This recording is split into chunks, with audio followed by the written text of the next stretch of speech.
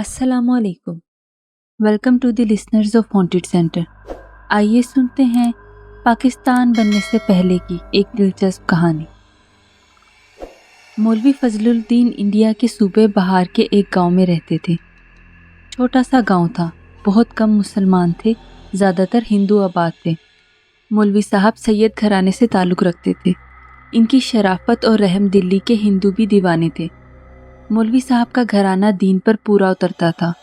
वो और इनके घर वाले पूरी तरह पाबंदी करते थे। वो करीबी मस्जिद के मुअज्जिन थे। 5 वक्त मस्जिद में अजान देने के अलावा दम दरूद भी करते थे, जिसकी उन्होंने बाकायदा तालीम हासिल की थी।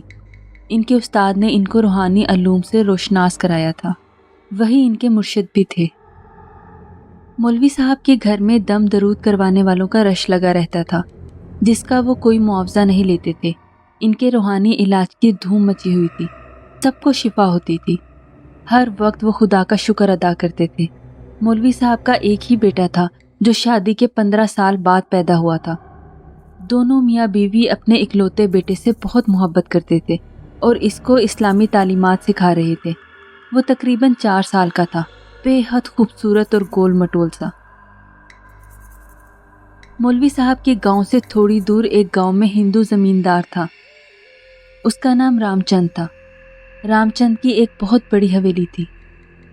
वो एक बड़ा ज़मींदार था और बड़े ठाठ से रहता था। रामचंद के दादा और मौलवी साहब के दादा बचपन के दोस्त थे, इसलिए मौलवी साहब और रामचंद दोनों एक दूसरे को जानते थे और इनकी अच्छी बातचीत थी। मौलवी साहब के घर के पिछले हिस्से में काफ़ी बड़ी खुली ज़मीन पड़ी हुई थी, जिसमें वो थोड़ी बहुत खेती बाड़ी करके अपने लिए अनाज सब्जी काश्त करते थे। वहीं पर इनका छोटा सा हुजरा बना हुआ था, जिसमें लोगों का रूहानी इलाज करते थे। जिंदगी बहुत अच्छी गुजर रही थी कि अचानक इनकी बेगम को कुछ डरावने और ना समझ में आने वाले ख्वाब नजर आने लगे।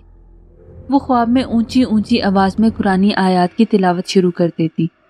मौलवी साहब भी उठ जाते। इनको कोई जानवर नुमा इंसानी मखलूक इनके बेटे को पकड़ने के लिए छनती हुई नजर आती।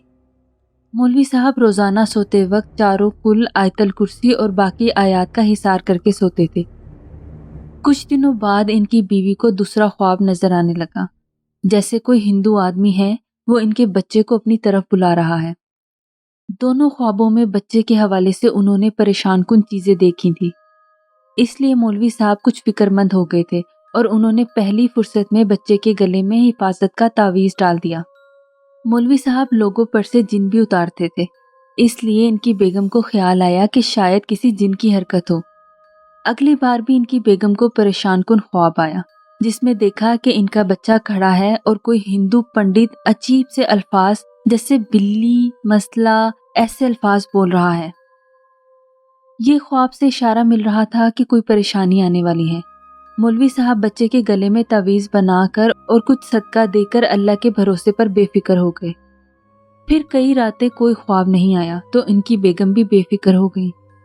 कुछ दिन बाद अचानक एक दिन रामचंद इनसे मिलने आया और इसने अपने आने का ख़ास मकसद बयान किया कि इनके घर के पीछे जो ज़मीन है इसमें एक बड़ा ख़जाना दफन है, तो अगर मौलवी साहब इजाज़त दें तो वो इस ज़मीन पर एक ख़ास मंत्र पढ़ने के बाद ख़जाना मिलने के बाद इसका आधा हिस्सा मौलवी साहब को दे देगा। मौलवी साहब ने कहा, तुम्हें कैसे पता चला कि वहाँ ख़जाना दफन है? रामचंद ने कहा, मुझे पंडित जी ने बताया है, इनको इनके बेरों ने इतला दी है। बेरा गैर इंसानी शैतानी वजूद होते हैं जिनसे नाजायज़ काम करवाए जाते हैं। मौलवी साहब ने कहा, मैं मुसलमान हूँ और अपनी ज़मीन पर शैतानी अमल करने की हरगिज़ इजाज़त नहीं दूंगा। रामचंद ने कहा, सोच लीजिए, बादशाहों के वक्त का बहुत बड़ा कीमती ख़जाना यहाँ दफन है, फिर आपको इसका आधा हिस्सा भी मिलेगा। मौलवी साहब ने सख्ती से कहा, मुझे किसी दौलत की ज़रूरत नहीं है, मेरे पास अल्लाह का दिया बहुत कुछ है, तुम कहीं और जाकर ख़जाना तलाश करो। रामचंद ने कहा, मगर हमें इस जगह की निशानदेही बड़े ख़तरनाक जाप के बाद मिली है। मौलवी साहब ने कहा, तो फिर अपने इस शैतानी जाप के ज़रिए ख़जाने को ज़मीन के अंदर ही अंदर से अपनी तरफ मुंतकिल कर लो। रामचंद ने कहा कि नहीं, ऐसा नहीं हो सकता। मौलवी साहब ने कहा, तो फिर ऐसा भी नहीं होगा। रामचंद बोला, मुझे हर सूरत ख़जाना हासिल करना है।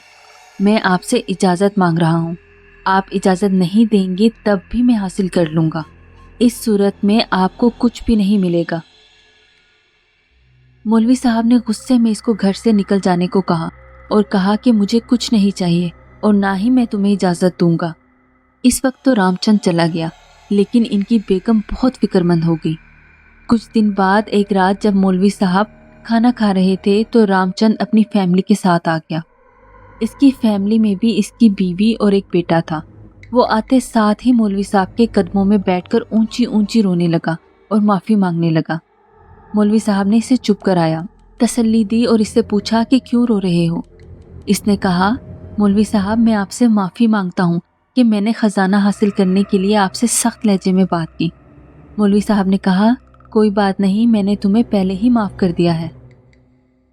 رام چند نے کہا، پتہ نہیں آپ میری بات کا یقین کریں یا نہ کریں، مگر مجھے 3 دن سے ایک ہی خواب آ رہا ہے کہ کوئی کہتا ہے مولوی صاحب سے معافی مانگو اور مسلمان ہو جاؤ. تو میں سچے دل سے مسلمان ہونا چاہتا ہوں اور میری بیوی اور بیٹا بھی مسلمان ہونا چاہتے ہیں. مولوی صاحب کو اس کی بات پر یقین نہ آیا مگر وہ خاموش ہو گئے. کچھ دیر بعد انہوں نے کہا، پہلے تم لوگ سارے نہا کر صاف کپڑے پہن کر آؤ. رام چند نے کہا کہ آپ مجھے قبول کر لیں گے، مسلمان کر لیں گے. مولوی صاحب نے کہا کہ کیوں نہیں. رام چند اپنے بیوی بچے کے ساتھ نہا کر صاف کپڑے پہن کر آ گیا. مولوی صاحب اس کو پیش امام کے پاس لے گئے اور ان کے ہاتھوں پر اس نے اور اس کی فیملی نے اسلام قبول کر لیا. وہ کلمہ پڑھ کر مسلمان ہو گیا. مسلمان ہونے کی خوشی میں مولوی صاحب کی بیگم نے اس کی دعوت کی اور اس کی بیوی کو تحفے دیے. پھر وہ اکثر مولوی صاحب کے گھر آتا تھا اور اس کی فیملی بھی مولوی صاحب کی فیملی سے ملتی جلتی تھی. مولوی صاحب اور ان کی بیگم ان کے گھر والوں کو اسلامی رسم و رواج، اسلام اور دین کی باتیں سکھانے لگی. وہ خاموشی سے ان کا درد سنتا اور وہ اس کو دین کی باتیں سمجھاتے. مگر پتہ نہیں کیوں مولوی صاحب کو کبھی کبھی یہ احساس ہوتا کہ وہ دل سے مسلمان نہیں ہوا. وہ جب اس کو غور سے دیکھتے تو وہ گھبرا کر نظریں چرا لیتا. چند دنوں بعد وہ پھر ان کے قدموں میں بیٹھا رو رہا تھا کہ میرے خاندان والے ہم سے بہت برا سلوک کر رہے ہیں.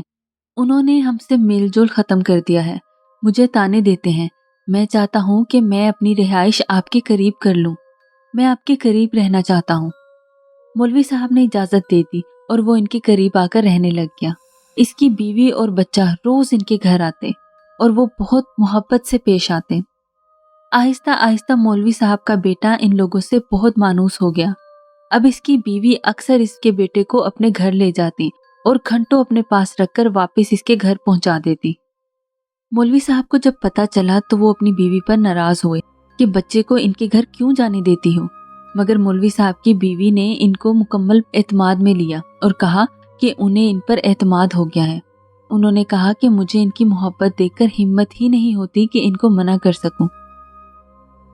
ایک دن حسب معمول بچہ ان کے گھر گیا. کافی دیر گزر گئی، وہ واپس نہیں آیا تو ان کو فکر ہوئی. مگر جب شام ہونے لگی تو گھبراہٹ شروع ہو گئی. مولوی صاحب گھر آ گئے اور جب ان کو پتہ چلا کہ بچہ صبح سے گیا اب تک واپس نہیں آیا تو وہ فوراً اس کے گھر گئے. مگر وہ دیکھ کر پریشان ہو گئے کہ اس کے گھر میں تالا لگا ہوا ہے. پوچھنے پر پتہ چلا کہ وہ تو اپنے گاؤں کل ہی واپس چلا گیا ہے. رات ہونے لگی تھی. مولوی صاحب گھر آ کر جائے نماز بچھا کر بیٹھ گئے اور کافی دیر پڑھنے میں مشغول رہے. پھر اچانک جائے نماز سے اٹھ کر بیوی سے بولے کہ میں ابھی آتا ہوں. مولوی صاحب گھر سے باہر نکل گئے اور بڑی تیزی سے قریبی قبرستان چلے گئے جس کی نشاندہی ان کو استخارے کے ذریعے ہوئی تھی. وہاں جا کر انہوں نے دیکھا کہ ان کا بچہ ایک درخت سے ٹیک لگائے اطمینان سے کھڑا ہے. سر کے بال منڈے ہوئے ہیں، ماتھے پر تلک لگی ہے اور جسم پر لمبا پیلے رنگ کا لباس ہے. اس بچے نے ہاتھ میں ایک موٹی رسی کا سرا مضبوطی سے پکڑا ہوا ہے اور شاید دوسرا سرا دوسری طرف کوئی پکڑے ہوئے تھا کیونکہ رسی تنی ہوئی تھی اور کافی دور جا رہی تھی.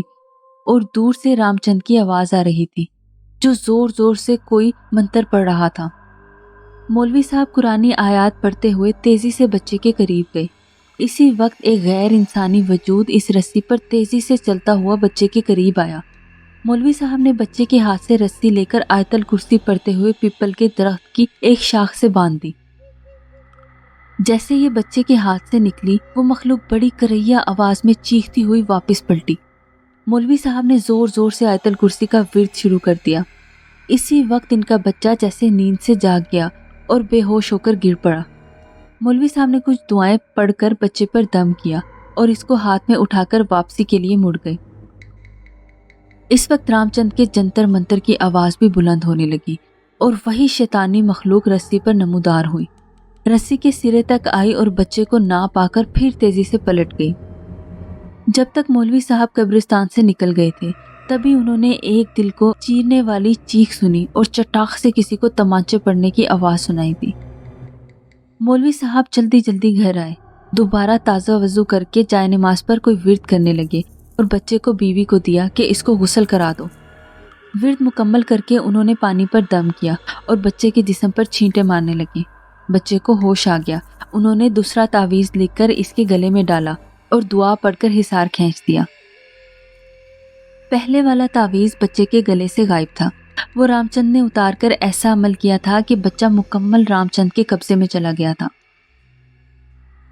دوسرے دن لوگوں نے دیکھا کہ رام چند قبرستان میں مردہ پڑا ہوا تھا۔ اس کا رنگ لٹھے کی طرح سفید تھا اور چہرے پر کسی غیر انسانی ہاتھ کے تھپڑ کا نشان ابھرا ہوا تھا۔ بعد میں ادھر ادھر سے پتا چلا کہ اس نے مسلمان ہونے کا ڈرامہ صرف خزانہ حاصل کرنے کے لیے کیا تھا۔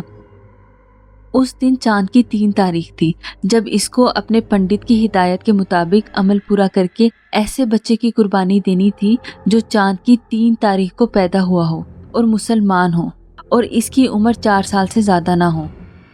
مگر اس کو یہ نہیں پتا تھا کہ مسلمان کی مدد خود اللہ تعالیٰ کرتا ہے اور شیطان کو ہمیشہ منہ کی کھانی پڑتی ہے۔ یہ مولوی صاحب کے قرآنی اعمال اور وظائف تھے جن کی برکت سے رام چند کا عمل الٹا ہو گیا تھا اور وہ اپنی جان سے ہاتھ دھو بیٹھا تھا۔ بعد میں مولوی صاحب نے بتایا کہ ان کو پہلے دن سے ہی رام چند پر یقین نہیں تھا، مگر چونکہ اس نے کلمہ پڑھ لیا تھا اس لیے اس کو آزمانے میں حرج نہیں تھا اور مجھے پتا تھا کہ بہت جلد حقیقت آشکار ہو جائے گی۔ ایسی ہی دلچسپ کہانیاں سننے کے لیے ہانٹڈ سینٹر کو سبسکرائب کیجیے۔